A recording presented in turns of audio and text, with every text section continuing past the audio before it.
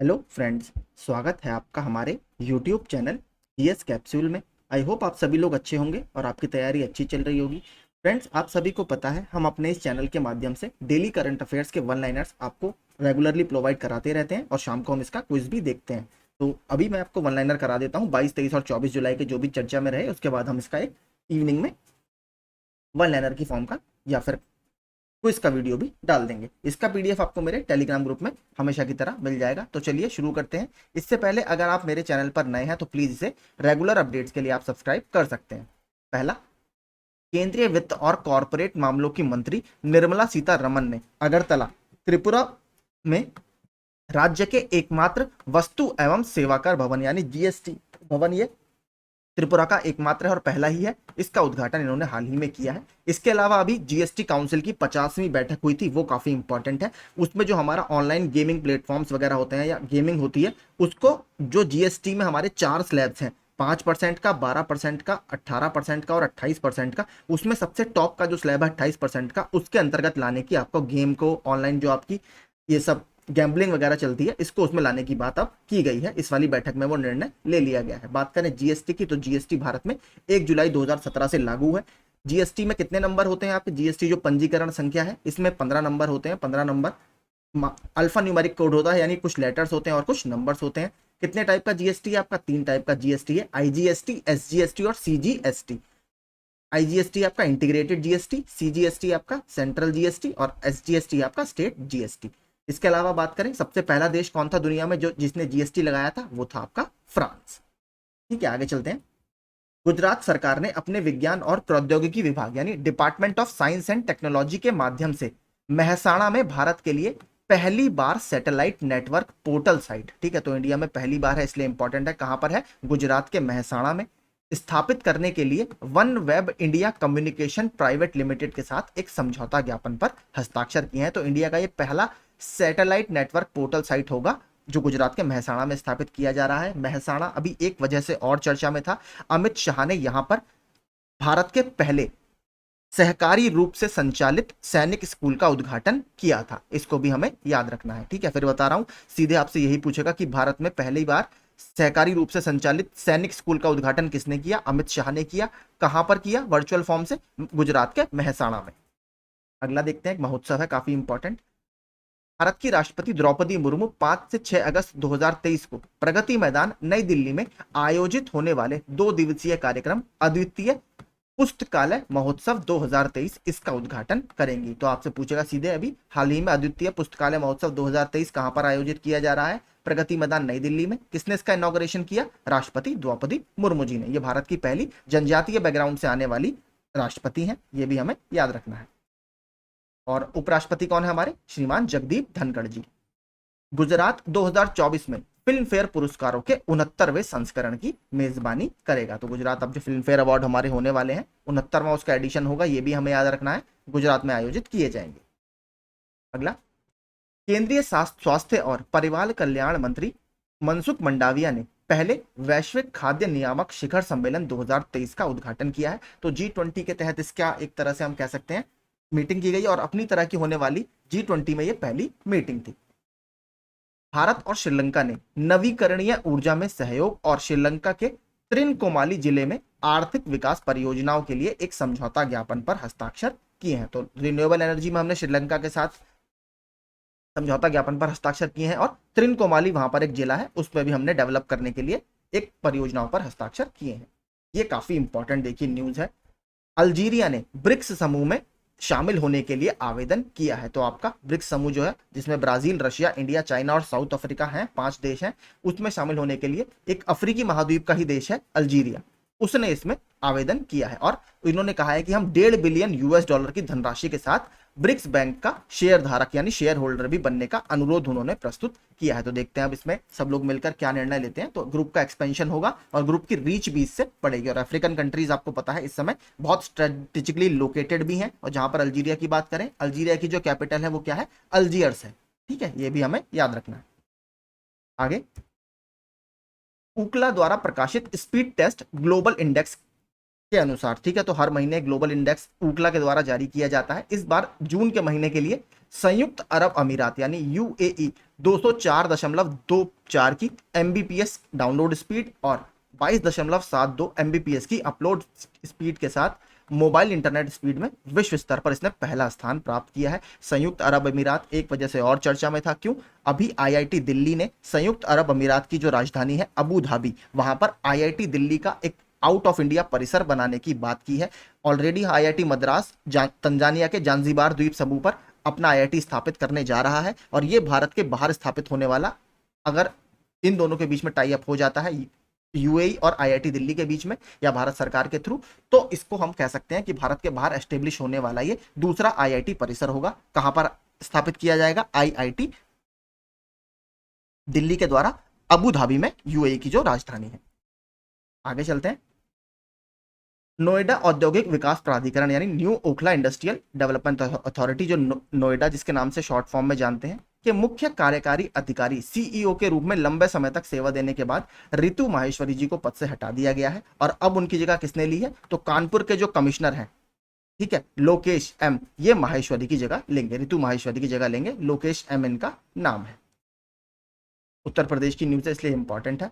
भारतीय वाहन निर्माता टाटा मोटर्स की जो एक यूनिट है जगुआर लैंड रोवर, जेएलआर जिसको बोला जाता है, इसके अंतरिम बॉस जो अभी तक एड्रियन मॉडल थे, इनको 3 साल के कार्यकाल के लिए आपका चीफ एग्जीक्यूटिव ऑफिसर यानी सीईओ अब नियुक्त किया गया है। तो जगुआर लैंड रोवर का सीईओ कौन बने हैं? Adrian Mardell. ये काफी इंपॉर्टेंट देखिए एक न्यूज है। बॉलीवुड अभिनेता शाहरुख खान को आईसीसी विश्व कप 2023 का ब्रांड एम्बेसडर नियुक्त किया गया है। तो अभी हाल ही में इनको ब्रांड एम्बेसडर बनाया गया है। विराट कोहली से संबंधित अभी 2 न्यूज हैं, दोनों देखेंगे।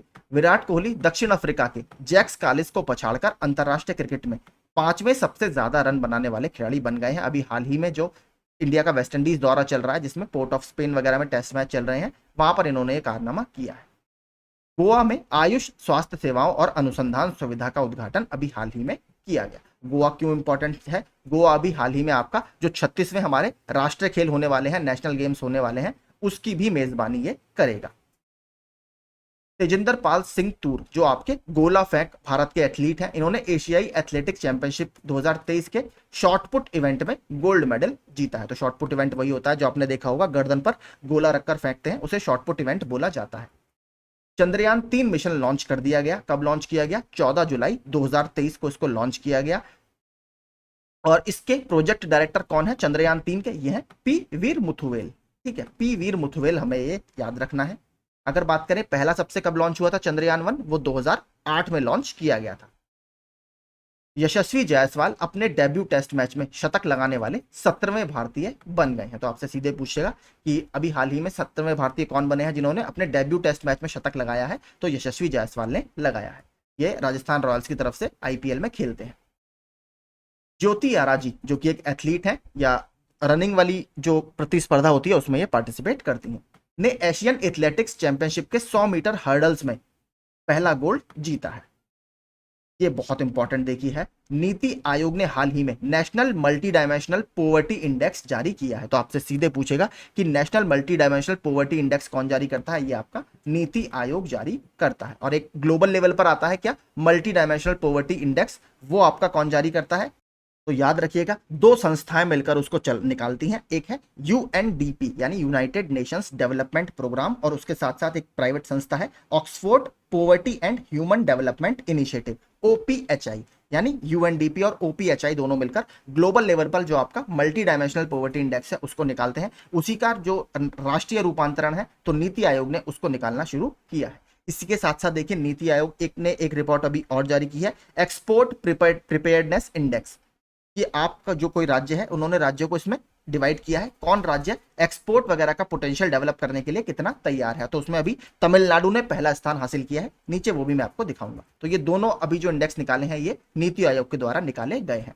ऑस्ट्रेलिया के विक्टोरिया शहर ने कॉमनवेल्थ गेम्स में 2026 की मेजबानी ना करने का फैसला लिया है। तो कॉमनवेल्थ गेम्स तो 2026 के थे, वो कहां पर आयोजित होने वाले थे? ऑस्ट्रेलिया के विक्टोरिया शहर में, पर इन्होंने इसको ना करने का निर्णय लिया है। ऑस्ट्रेलिया अभी एक वजह से और चर्चा में था, क्यों? ऑस्ट्रेलिया का जो रिजर्व बैंक ऑफ ऑस्ट्रेलिया है, उन्होंने अपने 63 साल के इतिहास में पहली बार एक महिला गवर्नर को नियुक्त किया है और उनका नाम है मिशेल बुलॉक। याद रखिएगा 63 साल में पहली बार ऐसा हुआ है कि रिजर्व बैंक ऑफ ऑस्ट्रेलिया ने किसी महिला को गवर्नर पद पर नियुक्त किया है। नाम है मिशेल बुलॉक। आगे चलते हैं।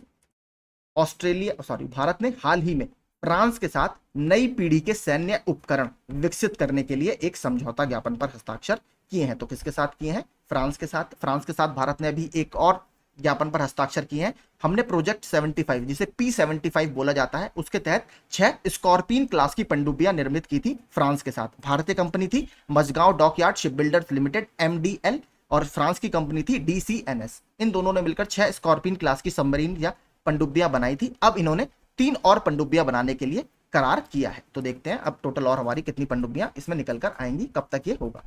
अगला, और अभी हाँ, फ्रांस एक वजह से चर्चा में और है, क्यों?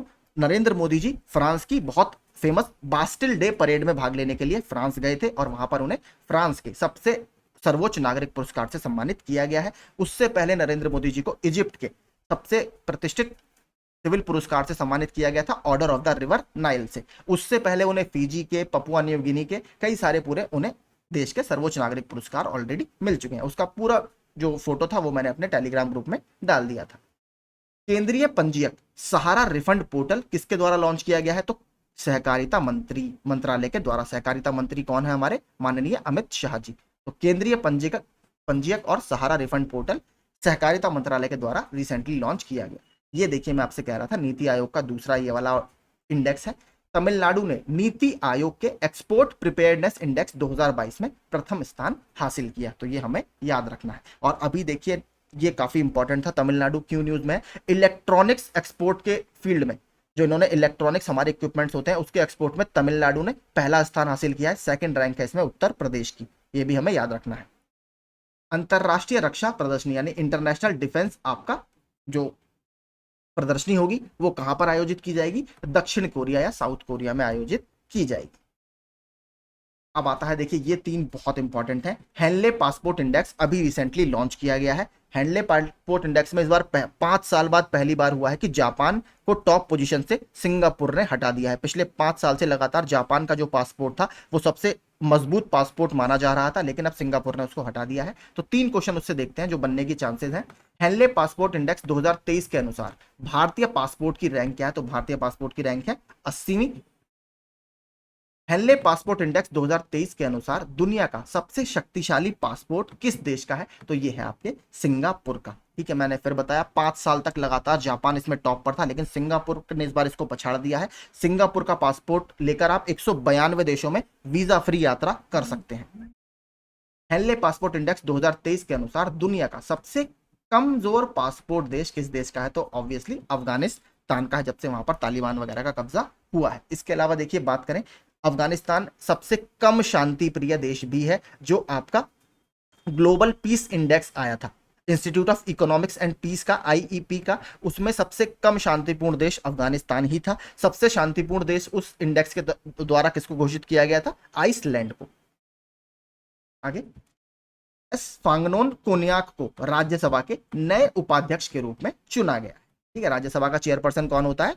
By virtue of the post बनते हैं जो हमारे वाइस प्रेसिडेंट होते हैं, माननीय जगदीप धनखड़ जी हैं। अजय कुमार सिन्हा को SBI कैपिटल्स मार्केट्स लिमिटेड के नए MD और CEO के रूप में नियुक्त किया गया है। रिजर्व बैंक ऑफ इंडिया ने, यह भी इंपॉर्टेंट है, रिजर्व बैंक ऑफ इंडिया ने यूनाइटेड इंडिया कोऑपरेटिव बैंक का लाइसेंस हाल ही में रद्द कर दिया है। कोयला मंत्रालय ने GEM पोर्टल, ये क्या होता है? GEM गवर्नमेंट मार्केट प्लेस यानी ऑनलाइन माध्यम से खरीद करने के लिए बेस्ट एंगेजमेंट अवार्ड जीता है, यानी कोल मिनिस्ट्री ने अवार्ड जीता है। अगला, अनुभवी कलाकारों को वित्तीय सहायता प्रदान करने के लिए संस्कृति मंत्रालय ने कैनरा बैंक के साथ समझौता किया है। तो मिनिस्ट्री ऑफ कल्चर ने जो स्किल्ड आपके आर्टिस्ट हैं उनको प्रमोट करने के लिए, उनको फाइनेंशियल हेल्प देने के लिए, ताकि वो अपनी प्रतिभा को निखार सकें, कैनरा बैंक के साथ एक समझौता किया है। इंटरनेशनल क्रिकेट में 500 मैच खेलने वाले विराट कोहली 10वें क्रिकेटर बन गए हैं। तो हाल ही में भारत वेस्टइंडीज के दौरे पर गया हुआ है, वहां पर ही विराट कोहली ने इस कारनामे को अंजाम दिया। और वहां पर देखिए एक चीज और काफी इंपॉर्टेंट हुई है, अभी तक जो सबसे ज्यादा विकेट लेने वाले हमारे अंतर्राष्ट्रीय प्लेयर है वो है अनिल कुंबले जी, लेकिन दूसरे नंबर पर थे हरभजन सिंह। लेकिन अभी रविचंद्रन अश्विन ने हरभजन सिंह को उस पायदान से उतारकर वो खुद दूसरे पायदान पर पहुंच गए हैं और हरभजन सिंह अब तीसरे पायदान पर हैं सबसे ज्यादा अंतर्राष्ट्रीय विकेट लेने के मामले में भारत की तरफ से। और सबसे टॉप पर कौन है? अनिल कुंबले जी। एशियाई सर्फिंग चैंपियनशिप का आयोजन कहां पर किया गया? मालदीव में किया गया। मालदीव की राजधानी क्या है? माले। सेमीकंडक्टर इकोसिस्टम के संयुक्त विकास के लिए भारत ने जापान के साथ समझौता किया है। देखिए सेमीकंडक्टर जो चिप्स वगैरह होती हैं वो लगभग सभी जगह यूज होती हैं, क्योंकि आज की डेट में जो वर्तमान समय है वो सारा इलेक्ट्रॉनिक्स का समय है। गाड़ियों में भी आप देखेंगे पूरा ऑटोमेटिक फंक्शन सब आते हैं। तो उसके लिए भारत ने एक सेमीकंडक्टर इकोसिस्टम बनाने की बात की है, जिसमें हम पूरी सप्लाई चेन उसकी डेवलप करेंगे जापान के साथ मिलकर। सतपाल भानु जीवन बीमा निगम के नए प्रबंध निदेशक के रूप में नियुक्त किया गया। तो सतपाल भानु जी को एलआईसी के नया मैनेजिंग डायरेक्टर बनाया गया है। ठीक है, तो यही देखिए सारे अभी हमारे 2 दिन में पिछले न्यूज चर्चा में थी। आई होप आपको ये सिंपल एकदम सेशन मैंने रखा है, जो इंपॉर्टेंट पॉइंट्स है हमने केवल इसमें वही कवर करने की कोशिश की है। हेनले पासपोर्ट इंडेक्स आप जरूर पढ़िएगा, थोड़ा सा इससे प्रश्न बनने के चांसेस ज्यादा है, क्योंकि जापान को इस बार 5 साल में पहली बार पहले स्थान से हटाकर सिंगापुर टॉप पर आया है। ठीक है, तो यही आज के सारे इंपॉर्टेंट करंट अफेयर्स थे। शाम को अगर मुझे समय मिलेगा मैं इसका क्विज भी आपको करा दूंगा, तो आपका रिवीजन और बेहतर होगा। तो अगर पसंद आता हो वीडियो तो लाइक जरूर कीजिएगा और हमारे चैनल को आप ऐसे ही अपडेट्स के लिए सब्सक्राइब कर सकते हैं। Thank you so much.